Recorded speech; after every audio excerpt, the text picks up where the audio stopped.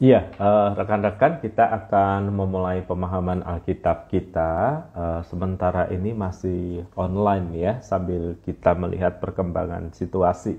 Bapak, Ibu, Saudara, dan rekan-rekan bisa membuka dulu nanti dari Hakim-Hakim 13 ya, kalau sempat. Kalau nggak sempat nggak apa-apa, saya kisahkan aja ceritanya. Oke, kita berdoa dulu sebelum kita memulai pemahaman Alkitab kita untuk malam hari ini.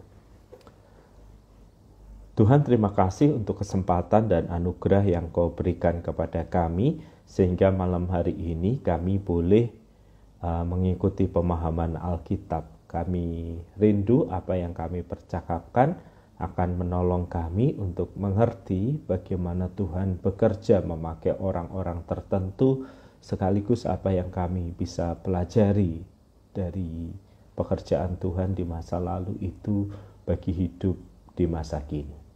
Berbicaralah dan berkata-katalah kepada kami, karena kami telah siap untuk mendengar. Amin. Yang pertama, rekan-rekan, kisah tentang Simson. Ini Simson yang tercatat di Alkitab ya. Mohon kita tidak mengacokannya dengan Simson, film populer yang sempat beredar di Indonesia dan nampaknya memorable bagi sebagian orang. Itu tercatat di dalam Hakim-Hakim pasal 13, pasal 14, pasal 15, dan kemudian pasal yang ke-16, mulai kelahiran dan kematiannya. Jadi kalau kita mendapati satu tokoh Alkitab ditulis setidaknya cukup panjang lebar, maka kita tahu bahwa ini adalah tokoh yang memorable banget. Artinya ada tokoh yang meninggalkan kesan yang mendalam, spesial, luar biasa. Dan karena itu Alkitab menyediakan cukup ruang untuk mencatat segala hal yang kemudian terjadi di dalam kehidupannya.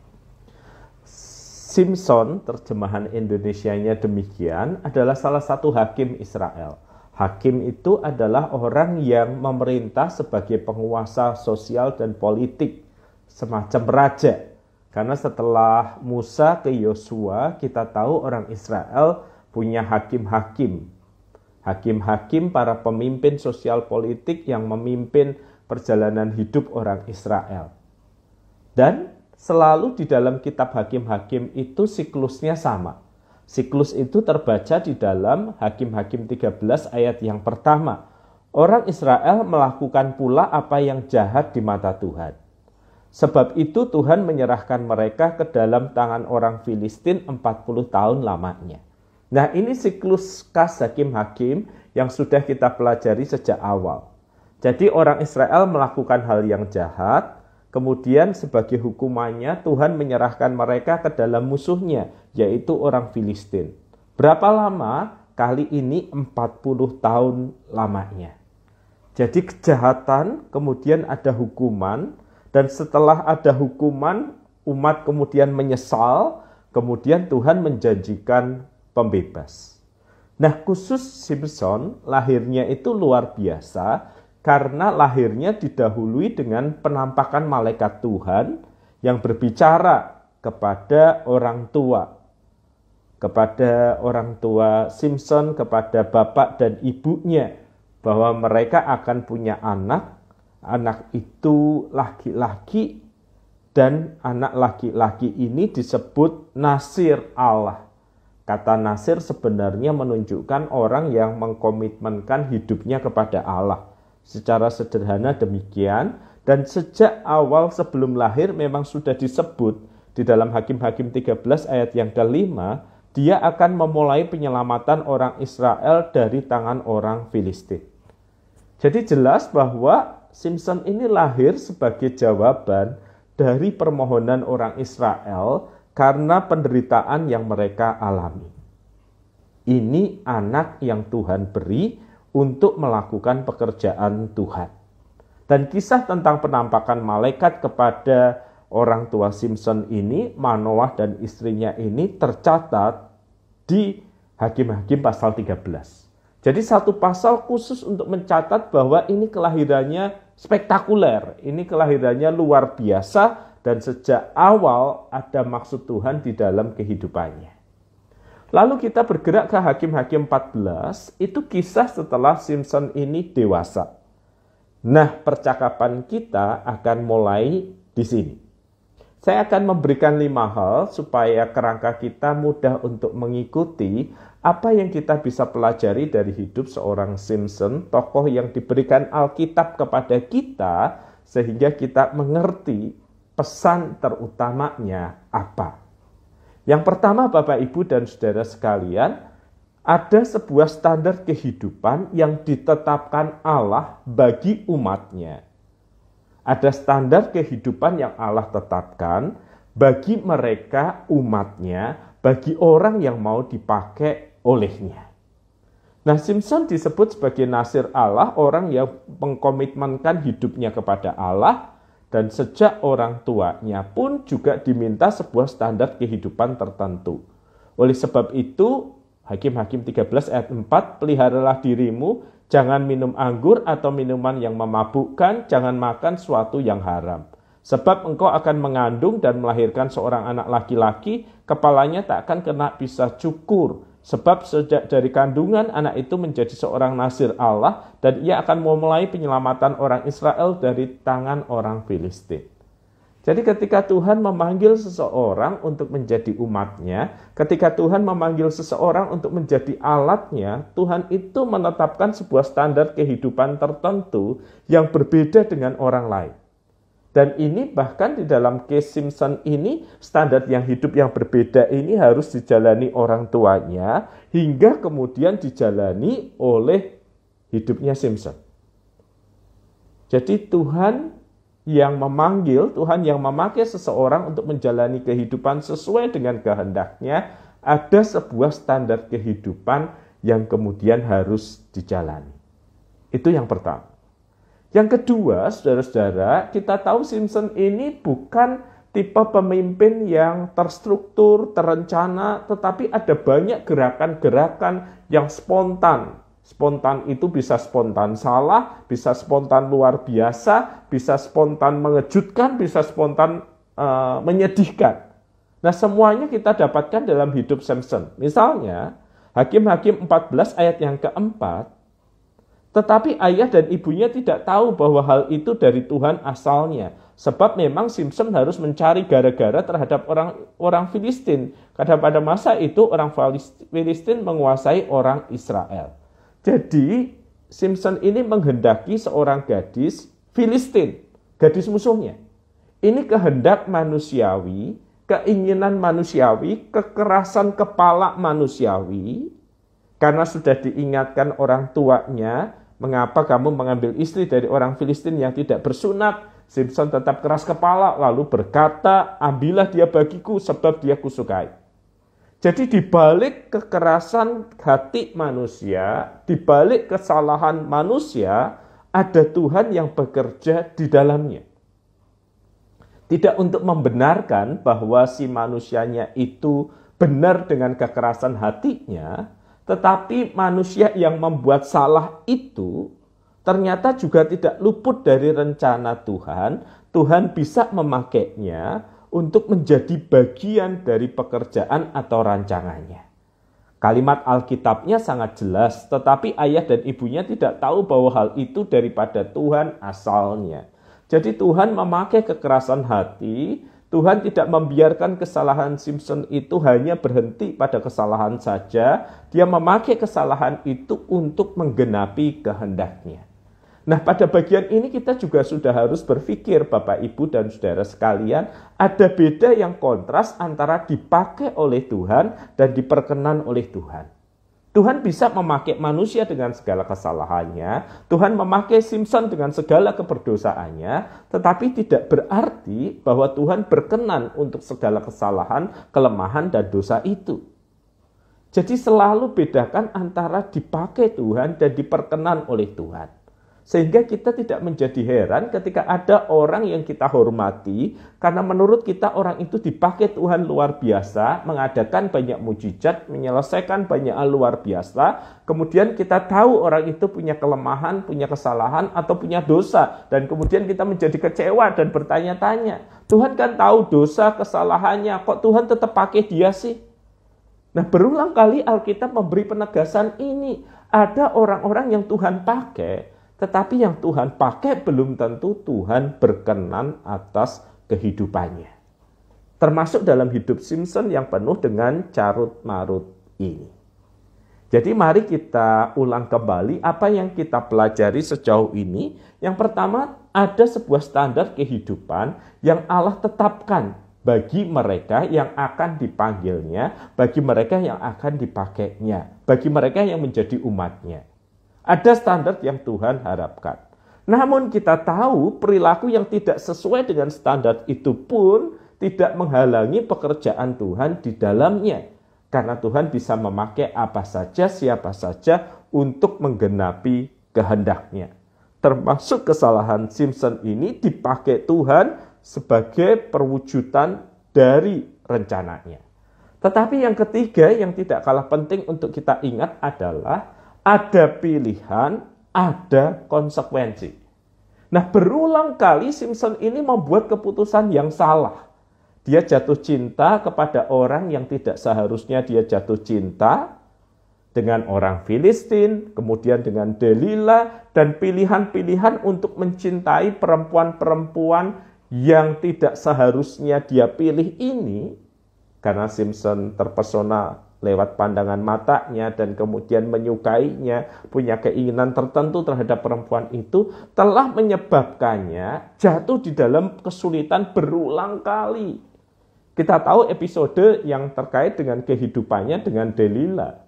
Seperti tercatat misalnya di dalam Hakim-Hakim pasal yang ke-16. Ayat yang keempat ditulis, sesudah itu Simpson jatuh hati kepada seorang perempuan dari lembah Sorek bernama Delila. Dan kemudian raja-raja Filistin membujuk, tolong kasih tahu kelemahannya dia itu apa sih? Lalu Simpson berkata, jika aku diikat dengan 7 busur yang baru belum kering, aku lemah. Ternyata digerebek, Simpson ternyata tidak memberikan data yang benar. Kemudian Delila minta lagi, apa sih sebenarnya kelemahanmu? Sesungguhnya engkau mempermainkan aku, membohongi aku. Ceritakanlah kepadaku dengan apa engkau harus diikat. Kemudian dijawab, jika aku diikat dengan erat-erat tali baru yang belum terpakai apapun, aku akan menjadi lemah. Lalu orang Filistin menyerbu, ternyata dengan mudah dilepaskan. Kamu mempermainkan aku begitu, kata Delila. Jadi harus gimana? Kalau kamu menenun ke jalinan rambutku bersama-sama dengan lungsin dan mengokohkannya dengan patok, maka aku akan menjadi lemah. Ini juga ternyata tidak terbukti. Sampai akhirnya perempuan itu merengek-rengek, mendesak-desak. Dan Alkitab mencatat ia tidak dapat menahan hati sehingga ia mau mati rasanya. Maka diceritakanlah rahasianya. Bahwa kalau dicukur rambutnya, dia akan lemah. Maka itu yang terjadi. Yang menarik teman-teman adalah ini. Kalimat yang terdapat di dalam Hakim-Hakim 16 ayat 20. Tetapi tidaklah diketahuinya bahwa Tuhan telah meninggalkan dia. Kekuatan yang sebenarnya bukan pada rambut itu. Kekuatan yang sebenarnya adalah pada penyertaan Tuhan yang menjadikan Simpson manusia dengan kekuatan yang luar biasa. Tetapi Tuhan meninggalkannya. Nah, Tuhan meninggalkannya itu tidak langsung sekali jadi, langsung terjadi gitu ya. Pada kesalahan Simpson yang pertama, enggak. Simpson sudah berulang kali membuat pilihan-pilihan dan pilihan-pilihan itu menyebabkan dia jatuh dalam konsekuensi tertentu. Dan konsekuensi yang paling fatal adalah Tuhan meninggalkannya. Nah, ini frase penting di dalam perjanjian lama karena di dalam perjanjian lama itu orang bisa melakukan sesuatu yang luar biasa karena roh Allah menyertainya. Dan ketika pekerjaan itu sudah selesai atau orang itu tidak berkenan di hadapan Tuhan, maka roh Tuhan itu meninggalkannya. Di perjanjian baru kita punya Roh Kudus yang berdiam tetap di dalam diri kita. Tidak meninggalkan kita, menyertai kita senantiasa, mengingatkan kita kembali kepada Kristus. Tetapi kita juga bisa memadamkan karunia roh, memadamkan suara roh Allah itu. Tetapi dia tetap ada beserta dengan kita, hanya suaranya kita abaikan. Tetapi di dalam kisah Simpson di perjanjian lama ini jelas, pilihannya telah menyebabkan Tuhan kemudian meninggalkan dia. Ada pilihan-pilihan, ada konsekuensi, dan itu tidak bisa dipisahkan. Setiap pilihan kehidupan membawa pada konsekuensi tertentu. Karena itu hati-hati dengan apa yang kita lakukan, selalu ada konsekuensinya. Konsekuensinya mungkin muncul sesaat langsung, muncul 2 hari kemudian, muncul 3 hari kemudian, atau muncul kapan, selalu ada konsekuensinya. Jadi itu penting untuk kita ingat bahwa selalu ada konsekuensi dari pilihan. Menjadi menarik untuk mengamati bagian akhir dari kehidupan Simpson. Apa yang terjadi dengan bagian akhir dari kehidupan seorang yang bernama Simpson itu? Alkitab mencatat bahwa setelah ditangkap itu, orang Filistin menangkap dia, mencungkil kedua matanya, jadi buta, tidak bisa melihat, tidak punya visi, membawanya ke Gaza. Di situ dia dibelenggu 2 rantai tembaga dan pekerjaannya di penjara ialah menggiling. Jadi dia dari orang besar, kekuatannya masih ada walaupun tidak luar biasa lagi, dibelenggu dan pekerjaannya itu menggiling. Nah, kemudian raja-raja Filistin berkumpul, mereka bergembira atas kekalahan Simpson itu, dan ketika Simpson itu aware, sadar dengan situasi itu, maka Alkitab mencatat bahwa raja-raja itu memanggil Simpson untuk melawak. Maka dipanggil dari penjara, melawak di depan mereka, dan kemudian menyuruh berdiri di antara tiang-tiang. Melawak ini bukan stand up comedian ya. Melawak itu artinya dipakai, dijadikan bahan bully atau lelucon atau apa saja. Karena Simpson sudah buta dan kemudian tangannya terbelenggu. Last minute di dalam kehidupannya, berserulah Simpson kepada Tuhan. Ya Tuhan, ingatlah kiranya kepadaku dan buatlah aku kuat sekali ini saja. Dan kemudian Tuhan membuatnya kuat sekali ini saja. Dan kemudian Alkitab mencatat bahwa dia membunuh lebih banyak orang di akhir kehidupannya daripada waktu dia hidup. Ini kisah tentang apa? Ini kisah tentang ada kesalahan, tetapi sekali lagi ada anugerah yang lebih besar dari kesalahan itu. Jadi akhirnya kemudian Simpson dikenal karena dia membunuh orang lebih banyak dengan matinya daripada dengan hidupnya.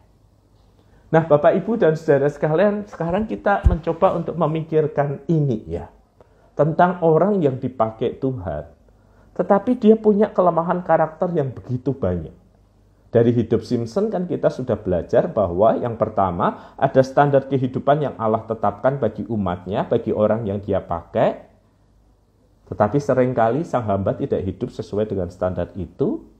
Yang kedua ada kesalahan manusia, tetapi Tuhan bekerja di dalamnya, tetap memakai orang itu. Kemudian ada pilihan-pilihan, tetapi juga ada konsekuensinya. Yang keempat, ada kesalahan, tetapi juga ada anugerah Tuhan. Nah, menjadi misteri bagi kita adalah kenapa Tuhan yang tahu Simpson itu perilakunya sedemikian buruk masih memakai Simpson ini. Pertanyaannya adalah, kenapa tidak? Atau lalu Tuhan mau pakai siapa? Karena setiap orang yang Tuhan pakai pasti punya sisi-sisi tertentu yang kemudian menjadi tanda tanya. Kelemahan karakternya, kelemahan di dalam hidupnya, itu jadi tanda tanya. Bedanya adalah ada orang yang menyadari betul kelemahannya, kesalahannya, dosanya, dan pergumulannya, sehingga dia terus-menerus hidup di dalam Tuhan, hidup melekat kepada Tuhan, di tengah segala dosa dan kesalahannya. Tetapi ada orang yang masih merasa bahwa kalau Tuhan memakainya dengan luar biasa, itu berarti Tuhan masih berkenan atas hidupnya. Tuhan memaafkan segala salah dan dosanya. Tentu saja tidak demikian. Perlahan-lahan dia menjauh dari Tuhan, perlahan-lahan dia hidup tidak sesuai dengan kehendak Tuhan. Ya, Sekali lagi ketika kita mempelajari kitab Hakim-Hakim, kita menemukan sebuah siklus keberdosaan manusia. Tuhan memberikan pembebas dan kemudian dibebaskan, lalu manusia yang dibebaskan ini jatuh lagi ke dalam dosa. Kembali kita menemukan sebuah siklus, yaitu Tuhan memakai orang yang berdosa, orang berdosa ini dipakai Tuhan, tetapi kemudian ada kelemahan karakter tertentu yang menyebabkan orang dosa ini menghancurkan kehidupannya sendiri, walau dia dipakai Tuhan luar biasa. Kalau di dalam bulan yang lalu kita belajar tentang Yefta yang menang tetapi menghancurkan hidup keluarganya sendiri. Lalu di dalam Hakim-Hakim 13-16 ini kita belajar tentang Simson. Dipakai Tuhan kuat tetapi rapuh. Pilihan-pilihannya telah menghancurkan banyak hal dari kehidupannya sendiri. Anugerah Tuhan memakai manusia, betul. Tetapi anugerah itu juga akan mengingatkan manusia akan kelemahannya. Dan tinggal bagaimana manusia melakukan sesuatu terkait kelemahannya. Dia hidup di hadapan hadirat Tuhan dengan segala kelemahannya, atau dia hidup menjauh dari Tuhan dengan segala hal yang padahal Tuhan taruh di dalam kehidupannya. Nah, jika Bapak Ibu ada pertanyaan, silahkan tinggalkan di kolom komen. Bagi Bapak Ibu yang baru, saya kembali akan memberikan ringkasan supaya Bapak Ibu bisa mengerti apa yang kita bisa pelajari dari hidup Simson. Pertama, ada sebuah standar kehidupan yang Allah panggil umatnya untuk hidup di dalamnya. Ada standarnya, berbeda dengan yang lain. Yang kedua, ada kesalahan manusia tetapi Tuhan sanggup bekerja di dalam kesalahan itu. Yang ketiga, ada pilihan tetapi juga ada konsekuensi di dalam kehidupan manusia. Yang keempat, ada kesalahan besar tetapi juga ada anugerah yang lebih besar di dalamnya. Dan semua tokoh-tokoh yang tidak sempurna di dalam perjanjian lama ini mengingatkan kita bahwa setiap orang membutuhkan penebusan Kristus. Tidak ada orang yang tidak membutuhkan penebusan Kristus. Dan bagi kita yang hidup di era perjanjian baru, kita bersyukur bahwa kita telah melihat, telah merasakan kasih dan penebusan Kristus itu. Ada satu catatan yang menarik Bapak Ibu di dalam kitab Ibrani, nama Simson itu juga disebutkan sebagai contoh iman, saksi iman. Coba saya perhatikan di dalam kitab Ibrani pasal yang ke-11 ya.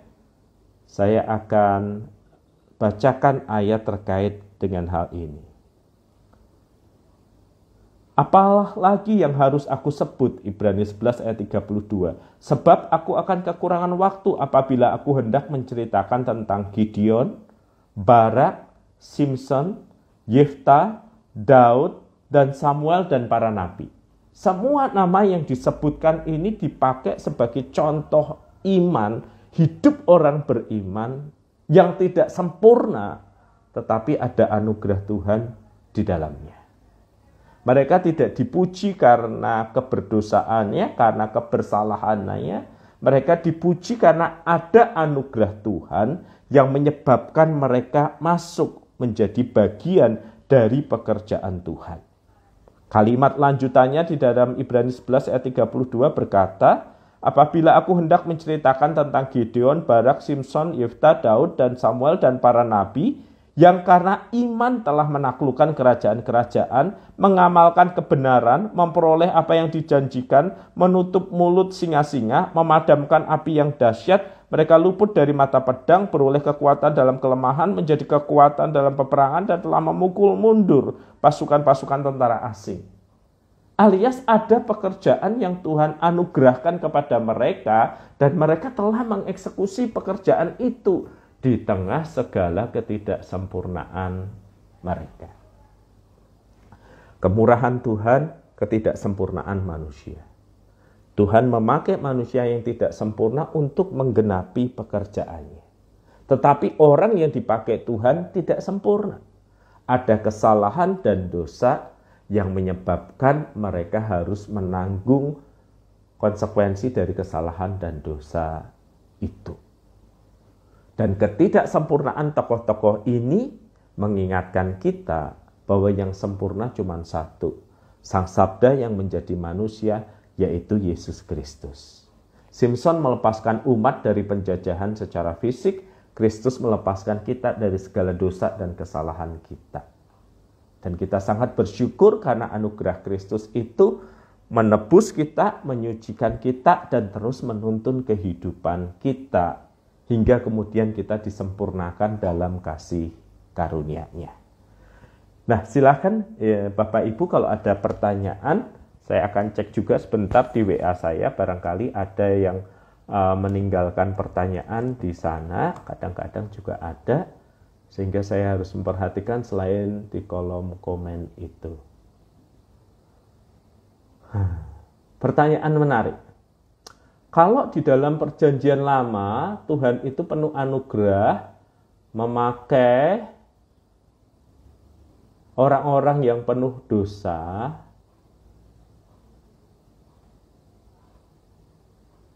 kok di perjanjian baru orang itu begitu galaknya?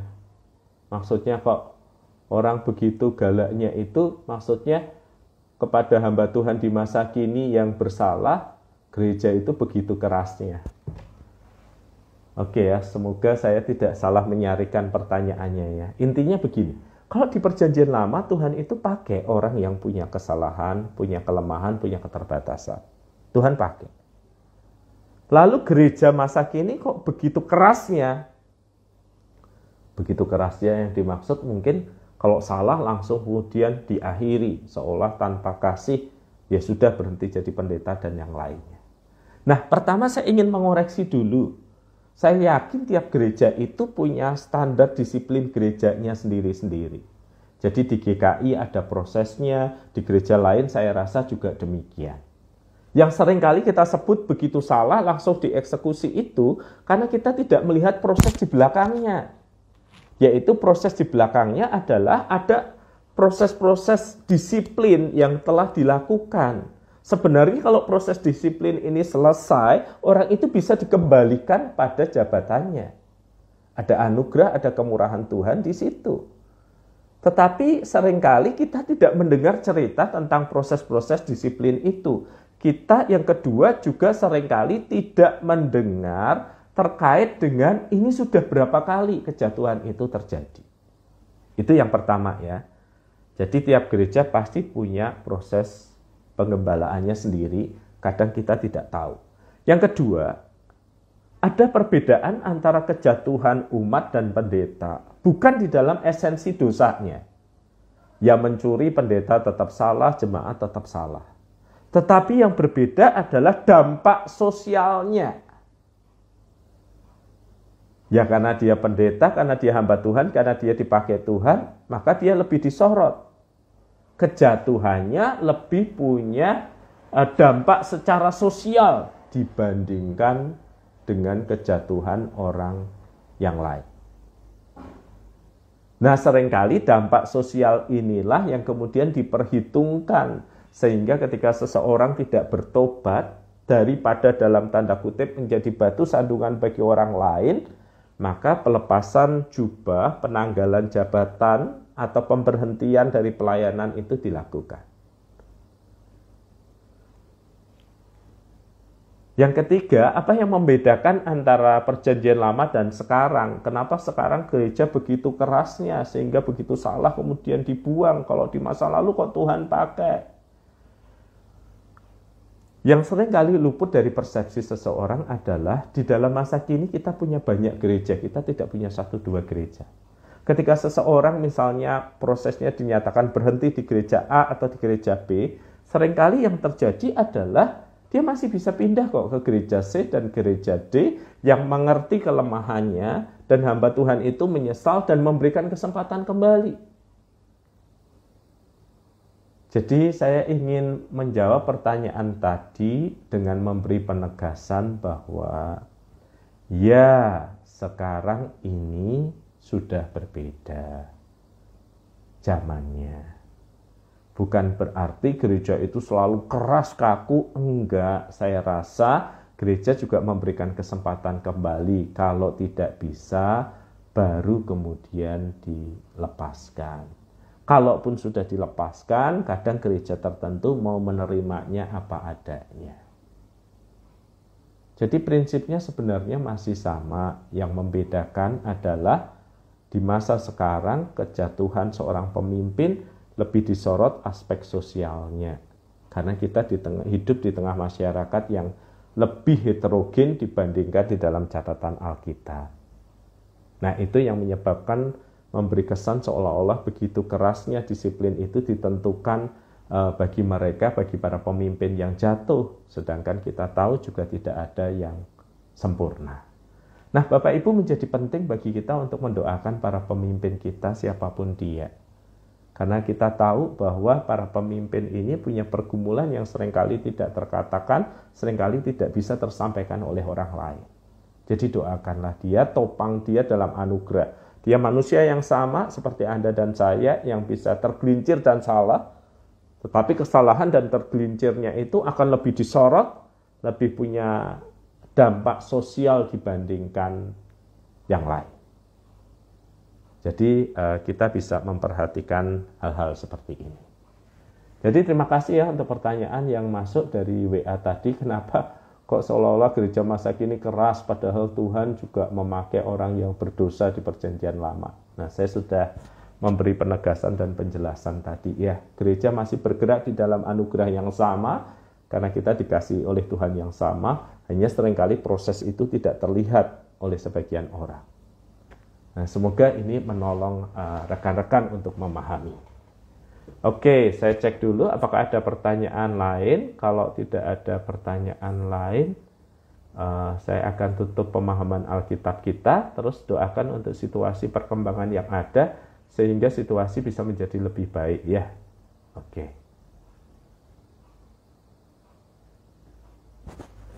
Oke, tidak ada pertanyaan, mari kita berdoa.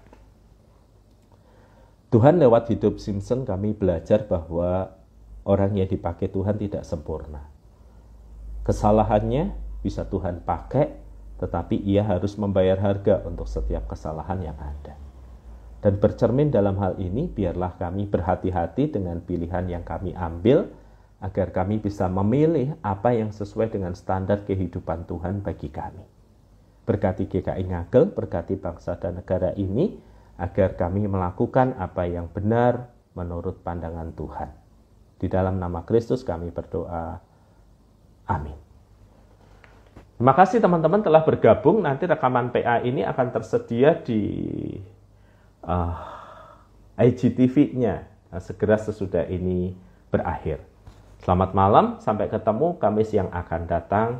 God bless you.